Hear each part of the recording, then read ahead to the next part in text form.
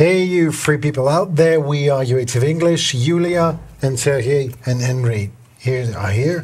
We are discussing Russian war economy. I call it, but Yulia calls it the Russian death economy. Death economy. Russian death economy. What is going on in Russia right now in this regard, and what is going to happen? So, well, I don't call it the death economy. It's what the world economists call it. It's the economy of death, because basically the idea is that a dead Russian, which is so funny because that's what we've been saying the whole time, but in a different context, is more valuable than a living one, because basically most of Russia's population is impoverished.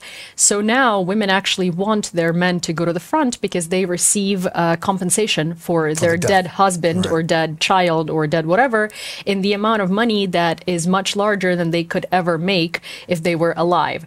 So the economy of death basically is this bubble where Russia continues asking people to sign up for the military for these particular reasons. The men go because they get paid a lot, and then the women are okay with it because if they die, oh well, they're rich now. Well, rich.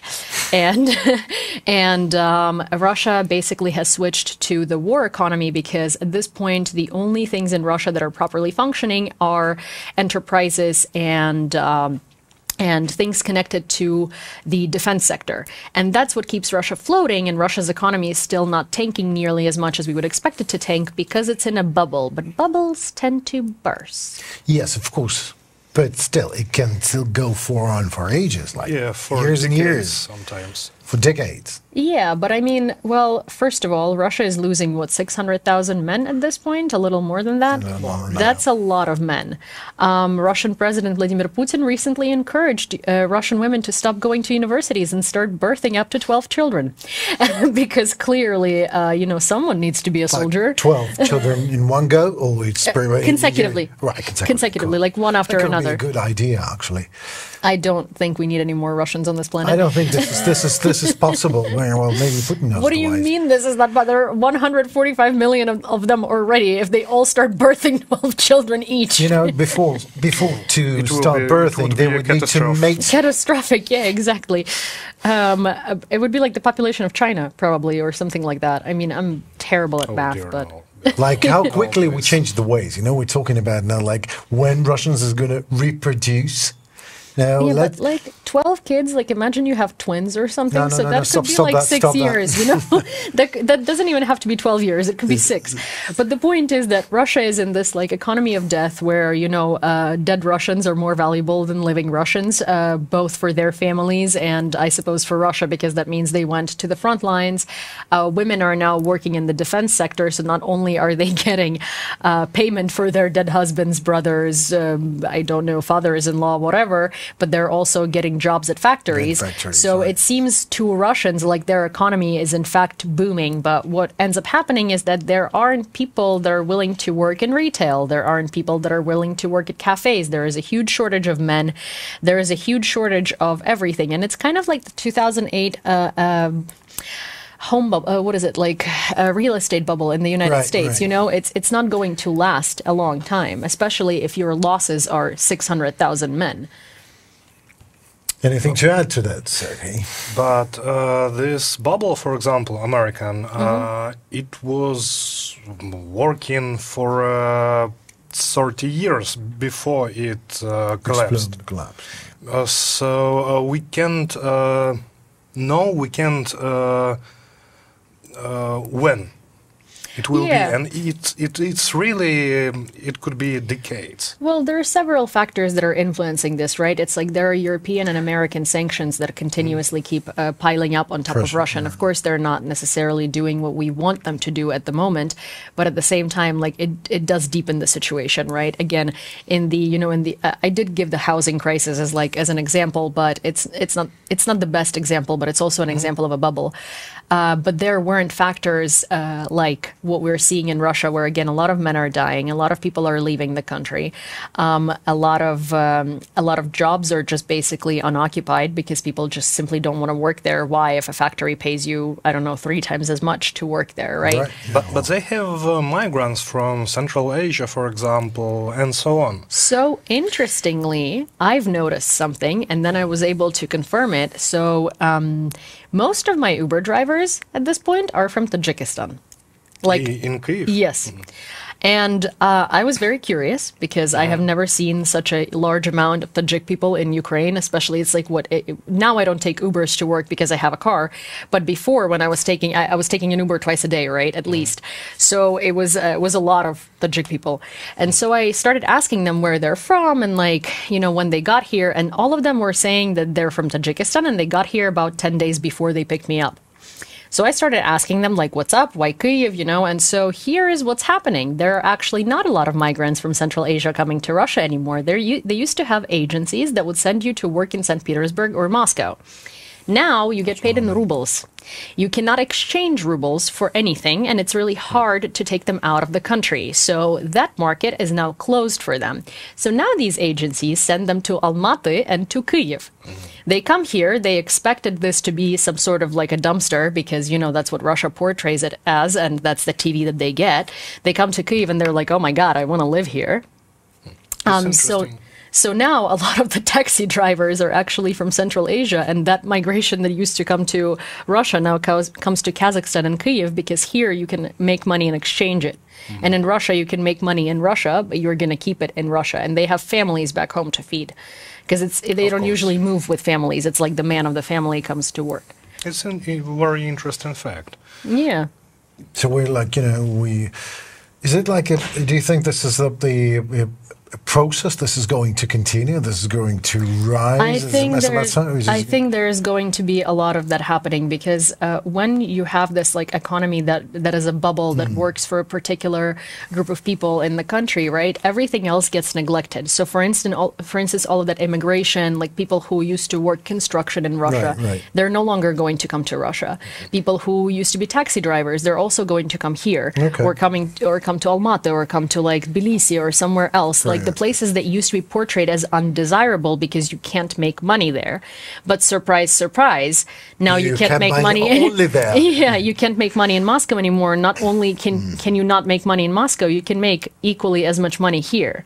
Absolutely. And it's a much nicer environment to live in because for your salary, you can get a decent place, somewhere decent, and the government somewhat cares about you. Open, Yeah. And there is no such xenophobia in Ukraine and Kazakhstan, of course. And it's also closer to Europe. So, if you for instance, I know that right now we only travel by trains and cars and it's hard to take a plane somewhere for 30 minutes like we used to.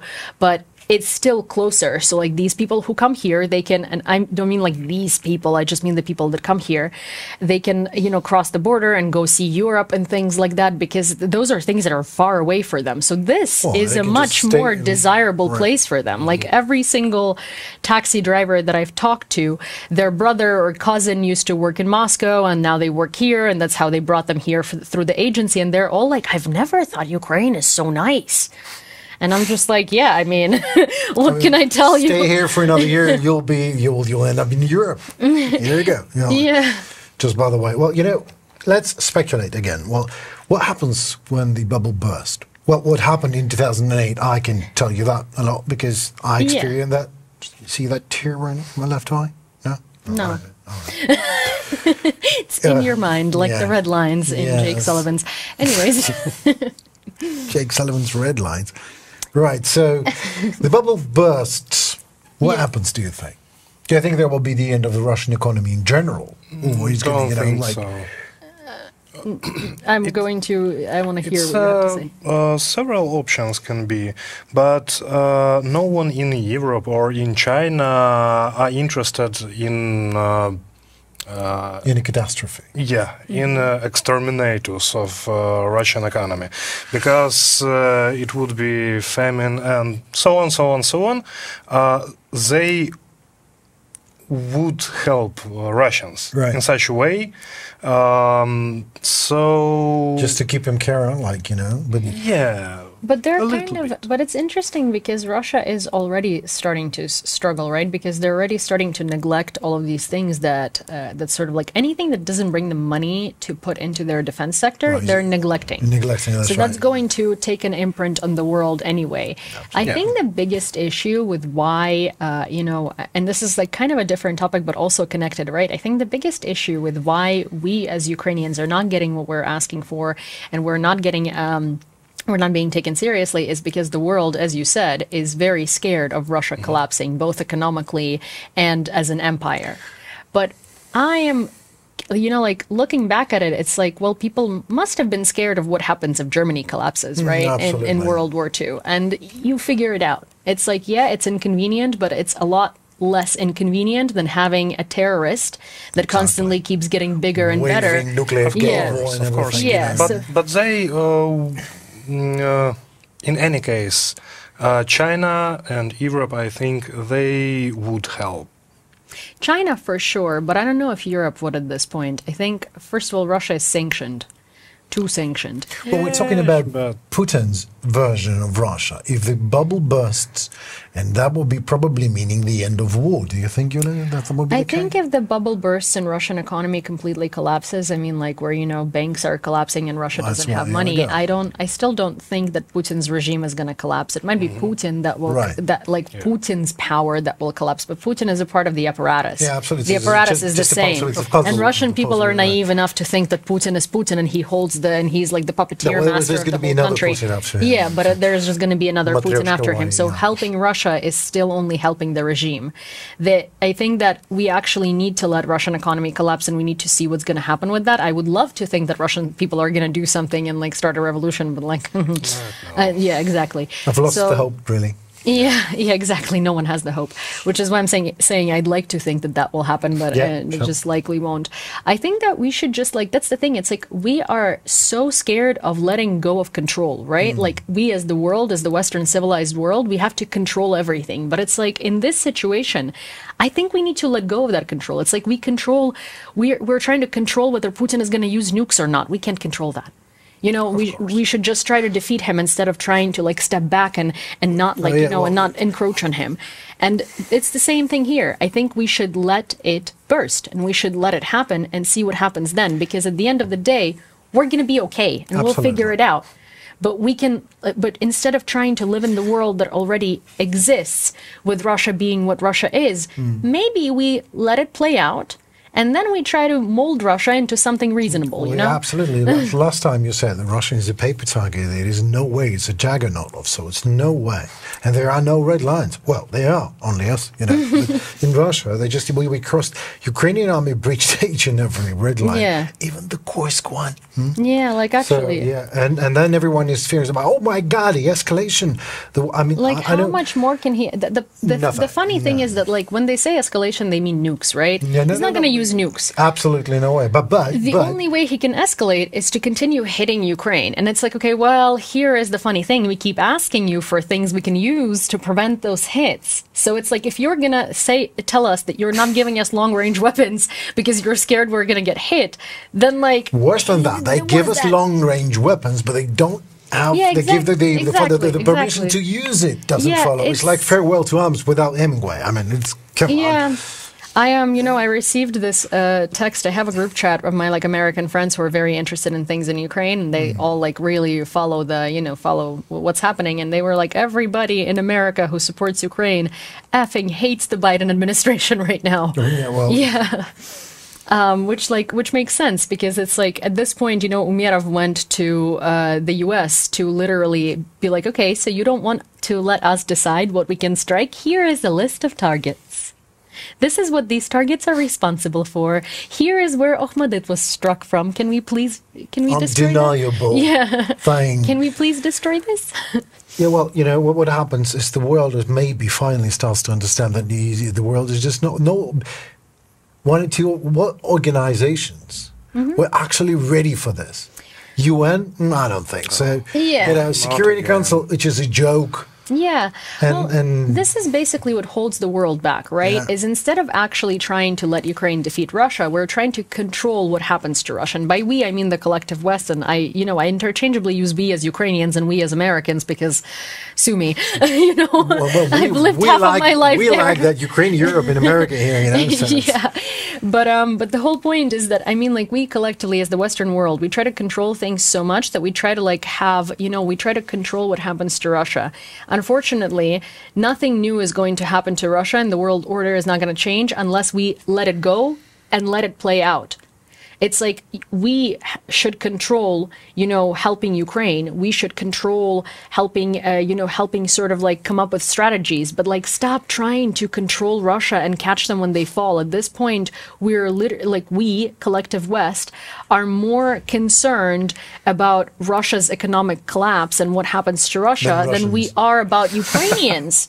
Ukrainians dying and the world order in general, because, oh no, what's going to happen when the Russian economy collapses and Russia is no longer a big empire? It is. It's like, I don't freaking know. Like, did you know that in World War II? Well, no. Maybe that's but you knew that Hitler needed to be stopped, and Germany needs to be and Germany needs to be brought back down to earth. And so the same thing needs to happen to Russia. And I think that we should, I think the bottom line of this discussion, right, is that Russia's economic collapse is inevitable, and what the West is doing is trying to control it and prevent it from happening. And it should freaking happen. We should just kind of sit back and observe and then step in. This is, the West was actually trying to do something about the crisis of 2008, which doesn't really help. Yeah, but that's not the same, Yeah, it's not the same because... it didn't help then, and it does not really have any effect on what Russia Well, they could not, the United States could not give itself money in 2008, but it can give Russia money. Russian economy is much less than U.S. economy, so how they can... they can pad it. And the main thing that Russian economy is not the main economy in the world. No? So. Okay. But I also honestly think if Russia fully starts going down the drain, China is not loyal enough to start giving Russia money. I think the thing is China has been using Russia for Russia to buy all of it. Of course, import, export. They would use, but help too. China has a list of problems of their own. Yeah. Also, the Chinese economy is dependent on the United States. Yeah. So it's kind of if they lose Russia, it's problematic. It's kind of if you had 7 Bugattis and you totaled one of them. It's upsetting, but you still have 6 Bugattis. And then Russia's actually not going anywhere. I mean, in a couple of years after that default that Russia fully deserved, there's going to be still Russia. In changed form, maybe we can do something about it. I mean, I really hope that it's just going to finally, this is, it's kind of out of Disneyland sort of desires out of Disney movies, but I hope that it's going to break down into republics and the people whose languages and cultures and traditions have been oppressed and sucked out of them can start renewing them and living in their own little countries, No more imperial paradigm that actually rules everything, even if there is nothing to rule, actually. It would be great, but it wouldn't happen.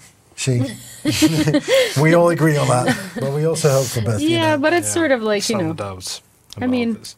So how can we actually, in Ukraine, make this I think it's not about Ukraine. I think it's how do we act towards this bubble. The bubble is going to burst by itself because that's how bubbles work, right? I think that we all need to just kind of sit back, take a bit of an anti-anxiety pill, and just relax and watch it instead of trying to do everything for it to not happen, because in my humble opinion, the West is doing everything to prevent that from happening. And armed forces of Ukraine does everything to make it happen, actually. Yeah, but it's kind of it's attrition with our allies. And I genuinely think that since we understand Russia the best in Ukraine and in Latvia and in Lithuania and in Estonia and in Finland and in Sweden, right? It's kind of maybe listen to us and then take a bit of Zoloft. Personally recommend, and sit back and just watch. It's prescription medication. I need. No, it's all right. Some commercial detective. It's all right. Yeah. Sorry, sertraline. Let's take the brand name out of it. Take some sertraline. Take some Xanax if you would like to. I don't know, whatever your doctor prescribes, but sit back and relax. This is I think that's the motto. Yep, and I don't think that we from Ukraine now can affect Russian economy more than we already have. Yep. So I guess the culmination statement here is you and your very nice TV presenter voice, you need to tell the West to take a sertraline pill. What's so bad about my voice? Nothing's bad about your voice. I was saying it's a very nice presenter voice. Yeah, exactly. Right. Yeah, so do tell them to go to a local psychiatrist and take some chamomile tea. That would be good actually for the world to really analyze what is going on and to stop try to influence things that actually are not important. Russia is going to survive this crisis, that, and it deserved it, absolutely. The Russian nation deserves to fall in economic terms, at least, because they made another Tsar, another Papa, another Daddy, to rule the country. So that was just the same way as the Joseph Stalin, the Vozhd Narodov, or whatever it was. Yeah. It is not a nation and a tribe. And what Putin did to a constitution like it is a menu in a restaurant. He just adds "we the people." He takes out the people and puts Putin in there. Jesus, what a way to burn! But we, the people, decide that Russia deserves an economic crisis, and what we just can do about it is nothing. We just win the war, and that's enough for the Crusher. For Crusher. Crusher. Isn't that good? Yeah, Crusher. Crusher. Ooh, I love it. With my Nest presenter voice. I love how he thinks he just came up with it while he literally stuttered and then was like, ooh, this is great. Absolutely stuttered. All right, cheers to Crusher. Cheers to Crusher. Okay, so we're going to put a new hashtag on this, Crusher. So I think we all agree that. We should start a flash mob, yeah. A flash mob on that. Yeah, Crusher. It will be good. Vote in the comments below. Crusher. Huh? Nice. So, any questions in this regard to discuss? I don't know. I want to discuss on the Crusher. It seems like we have. I think we've discussed everything. We've discussed it enough. So, we, the Red Lions, are changing our ways. No more these discussions where Yulia will lead from now on with new guests and new hashtags and new themes. I'm going to steal Crusher. I'm sorry, you didn't patent it. So I'm just gonna, from the bottom of my heart, I present it to you. I'm gonna say it was my idea. Sure, go ahead. All right, so that was the end of it, and hopefully the end of Russia. Crusher. And hopefully we're going to experience Crusher. Crusher. It was UATV English. You also got to say Crusher. Crusher. Crusher. Crusher. Crusher. This was UATV English discussing Russian death economy and a possible inevitable burst of the bubble and Crusher. Stay tuned and safe.